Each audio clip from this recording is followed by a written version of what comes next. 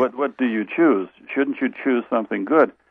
Ayn Rand doesn't connect choice with something good. It's well, she just the can't. I individual mean, who creates his own morality. Am I wrong? I mean, I have no PhDs in philosophy, but if you reject God, then we're basically material beings, and there really is no. I don't even know how she can argue for the case of choice, which she's really arguing for license. She's not arguing for freedom, because there's no purpose attached to her choices, unless. Man is an end in of himself. Is that her basic argument, that man is an end? Yes.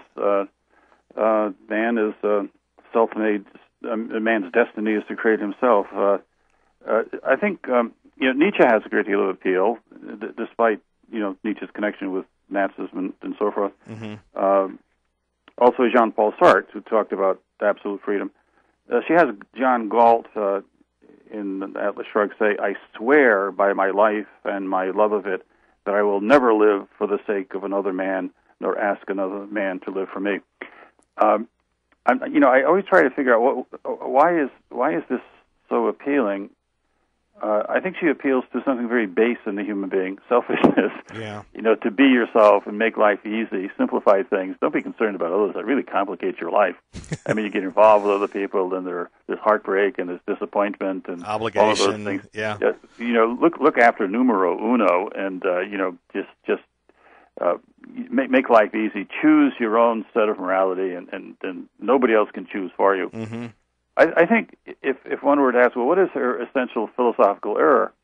I think it's this, that she finds individuality and, let's say, the life of a Christian to be perfectly disjunctive.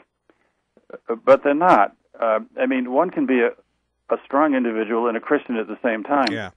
And that if one is a Christian, one actually strengthens his individuality by being a Christian, because he participates in God's life and God participates in him. So mm-hmm. we're raised to a higher level by affiliating ourselves with God. Right.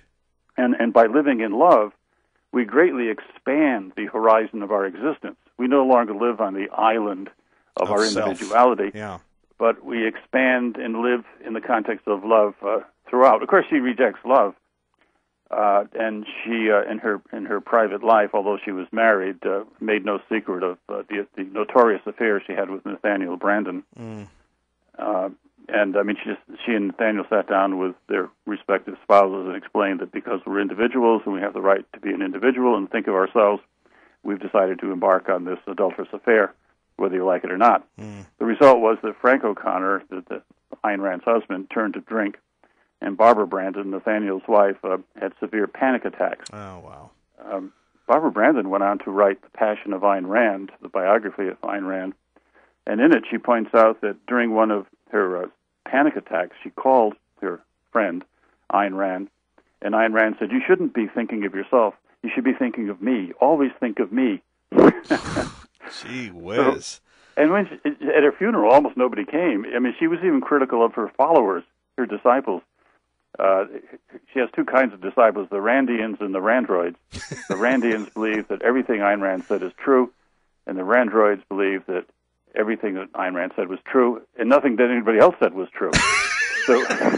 So you get these sort of blind followers, which is very comical in a way, because she's talking about freedom and individuality, and she's attracted all these people who are kind of mindless followers, mm-hmm. with no thinking and no individuality at all. So it's all very odd. It's almost like some kind of marketing media kind of trick that the people go for one idea that they like, and they lose sight of the fact that idea is dislocated from all the other ideas that give it vitality. Exactly. That's a very good way to put it, because there are probably some redeeming screeds against collectivism in Atlas Shrugged. I understand that, especially when there are many Americans that are working January, February, March, April, May, June, and part of July to pay the largesse of the government, and I think that's part of her appeal. But at the same time, as Catholics, we have to understand that we're not only individuals, but we're bound to God and therefore bound to others.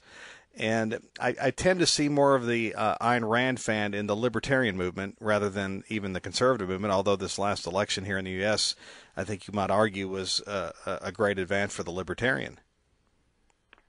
Yeah, the Catholic thinking and the Christian thinking is to absorb individuality and social obligation in the context of being a person. Mm-hmm. And so John Paul II is a personalist philosopher.